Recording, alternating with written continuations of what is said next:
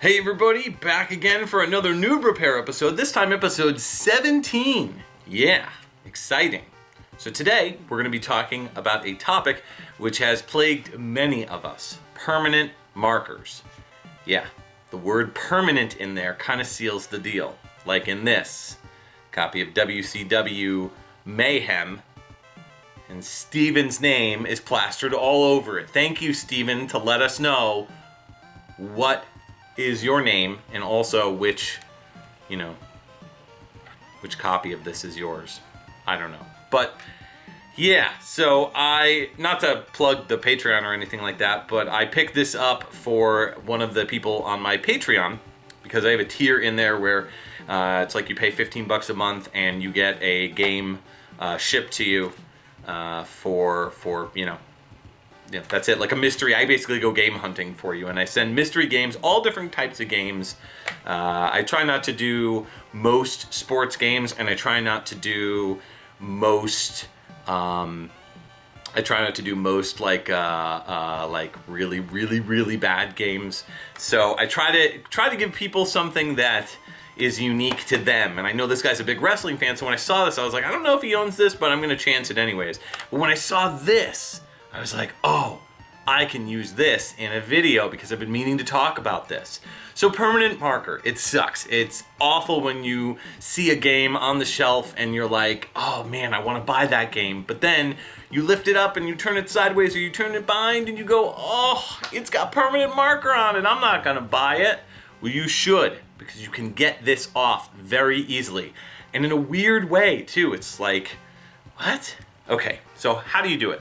Well, first, let me give you a little bit of background. So, the reason why this has kind of plagued me for so long is because I own a copy of Power Blade 2. This is from video game Dust Sleeves, but it's really cool actually. It's a really cool like dust sleeve of the box art. It's like I know I'm never going to be able to find the box alone for a decent price, so I got that just as an extra way to protect it. But anyways, this is a legit copy of Power Blade 2. This is probably the most expensive game, at least for the NES, that I own.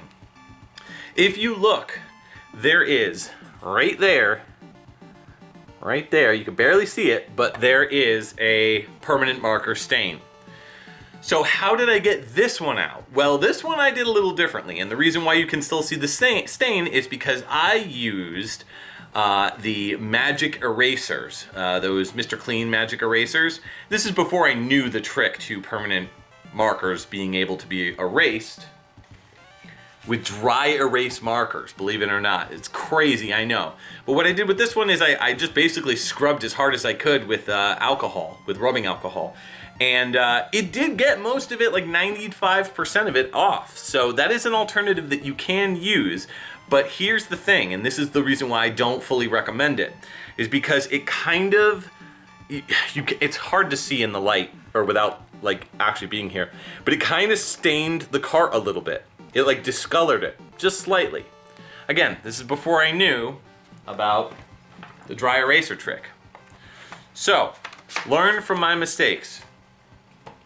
So what I'm gonna do is I'm gonna show you how to get this off. Pretty simple.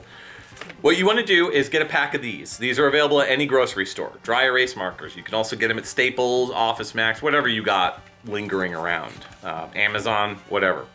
So you open these up, and what you want to do is you want to take the color that matches the color of the damage. So if the permanent marker is blue on the cart, you get a blue dry erase marker. That's why you buy a full pack of these. You can just buy one if you have that ability of black, because honestly, the most common that you're gonna see is black. And what I would do is get something to wipe it with afterwards. You can use something like, with rubbing alcohol, you can use paper towel, with like wet paper towel, just something that you can use to wipe it off. All right, here you go. Pretty simple. Take the dry erase marker and basically draw over the permanent marker here. So let's give it a shot.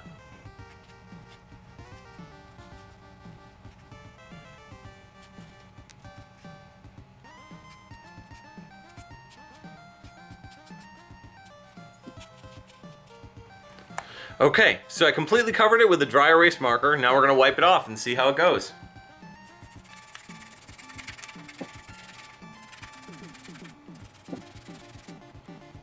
It's coming. It's been sitting on there for a while, Steven.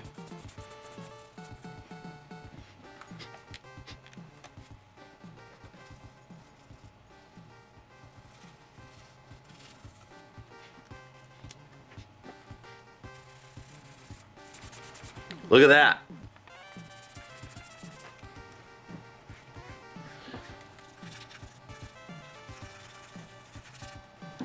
Now what I'm using is a cloth. It's like a cloth that you would wipe. It's got rubbing alcohol on it, and it is helping for sure.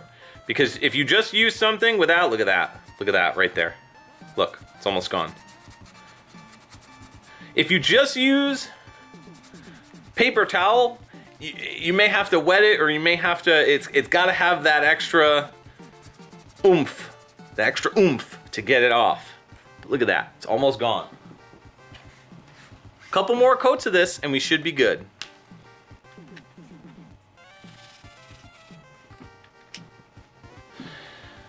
And when your cloth runs out, when you know you've covered it, if you've covered it and you can't get it out, you just get a new one. But yeah, look at that. It's nice and clean. I just gotta touch it up a little bit more. But yeah, that's how you get permanent marker out of a cartridge. Pretty neat, huh? Now, I haven't tested this with white permanent marker. Like if you had a Genesis cart and it had white marker on it, but who does that, honestly?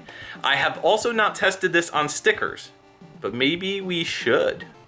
All right, that's gonna do it for Noob Repair. Nice and easy. What do you guys think about this? Is this a tip that you've used? And if not, what have you been using? And do you have any other alternative solutions that you can use? Leave a comment down below. As always, guys, thanks for watching and stick around for more on the channel.